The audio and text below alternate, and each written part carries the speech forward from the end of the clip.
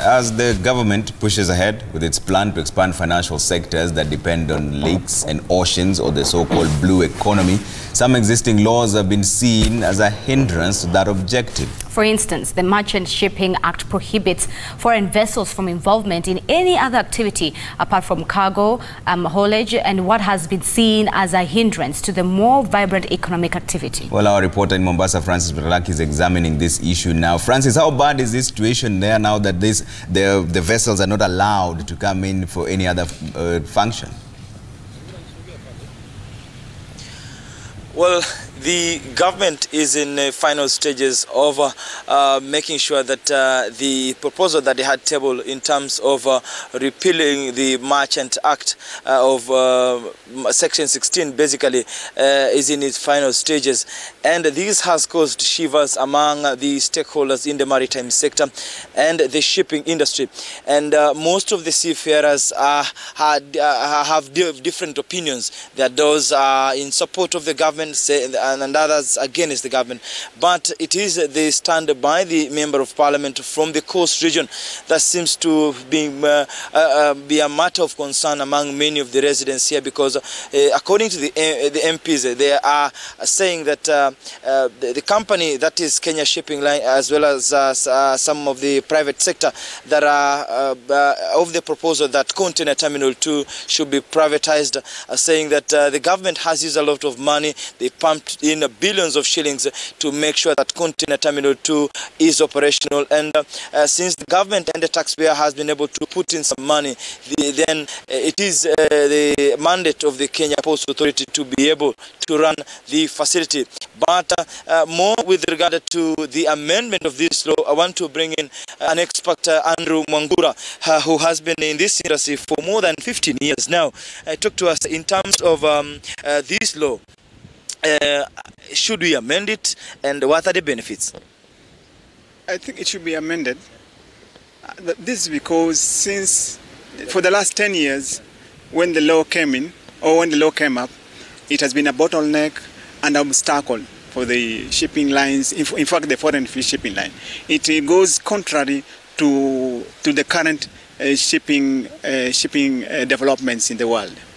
Because what they think, I think, those who came up with this idea, maybe they were not in proper understanding of what the dynamics of the shipping world, on the maritime world, how it goes and how it changes. So there's a need now, right now, to make amendments or to repeal the old Section 67 and come up with maybe a cabotage law, so that maybe to open works, to open employment for the seafarers, and also to bring Mombasa Port or Mombasa maritime industry into modern modern maritime world class, the way it is in other countries all over the world.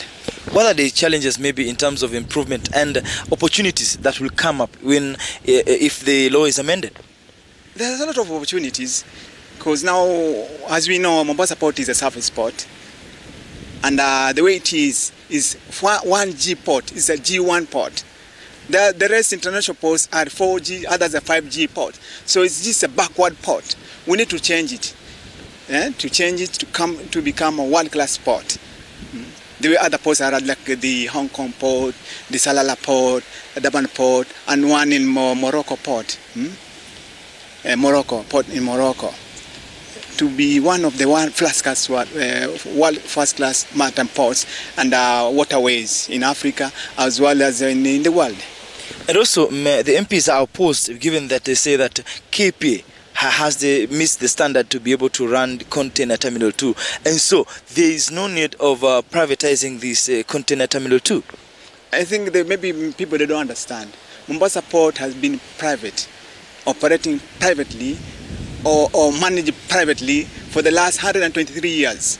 For the last 120 years, since the port came into being. The port of Mombasa came into being in 1896. In the last 60 years, the port, the way it is, and the way we see it, and the way we know it, it has been operating with the 3 private stevedores companies within the port of Mombasa. So this is not a new thing in Mombasa Port or in this world. Do you think that the complaints that have been raised by a section of seafarers will be solved after all? It will be solved if we come up with a new law or make amendments to the 1616. In fact, there's this, we don't know what happened, really happened, because in 1967, Kenya came into the law, Merchant Shipping Act 1967, which was derived from the Merchant Shipping Act of British of 1894, outdated. The Britons have amended it 30 times. Kenya, we did nothing for the last 40 years, since 1967 to 2009. So when the people came up with a new law, and I don't know who came up with this 1616, and which has come to be an obstacle, not only for the seafarers, but the whole community, the whole maritime industry in Kenya. Thank you so much, Bwana Moro, for your time.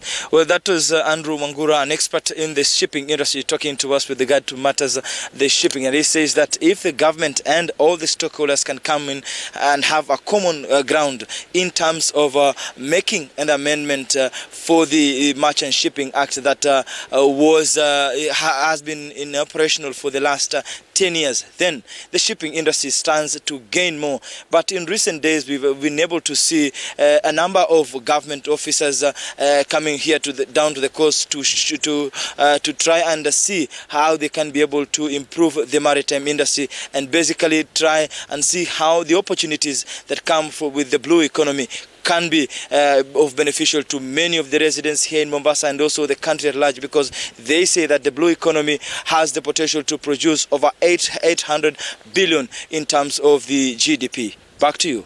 All right, thank you so much, Mtalaki. That's Francis Mtalaki, our reporter in Mombasa there, giving us more updates on that blue economy.